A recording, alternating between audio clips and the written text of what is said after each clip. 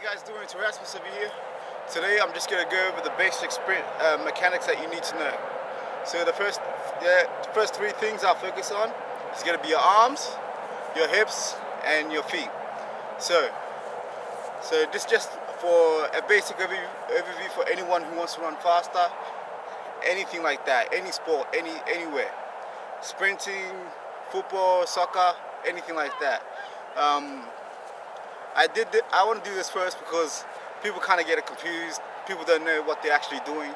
People don't have an idea on just the basic mechanics, the things that will like you'll be fundamentally looking throughout your whole sporting career, or just anything you want to get more athletic or be athletic in any way.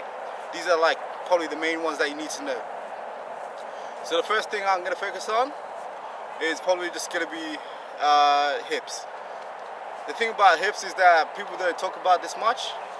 Like in any sport you do, boxing, I've done boxing sometimes, they always say you hit with your hips. So you're generating force from the ground and it's going to convert into your arms. And that's important. Especially in boxing, you want to hit hard, you want to push off the ground, you want to use the ground to your advantage, because that's where the main amount of energy you generate is from.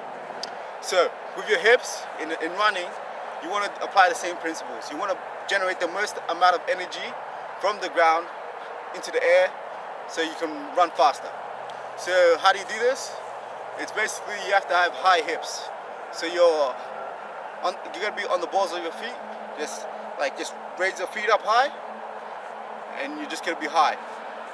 I'll show you guys down.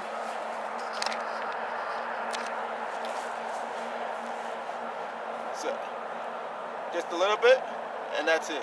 So at that position is where you want to be running from. Just there.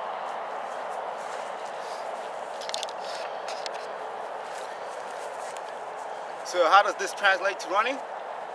When you're running, people always go high knees, when it actually should be high hips. So when you got high hips, your feet are off the ground, you're gonna go up, and you go back down. Bang. Up, down. So when your hips are high, your knees are gonna be at the highest point where it hits the ground. So you get to generate more power when you hit the ground. So every time you go up, bang. It's a longer distance that you're coming down.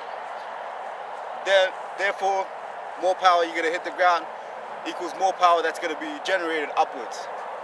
So this one, things just to practice to get high hips is just like, if you're gonna do a run, just stand on the balls of your feet, because you're naturally gonna get up in that tall position. Kind of stick your chest out, roll your shoulders back, and then you're gonna start into a run.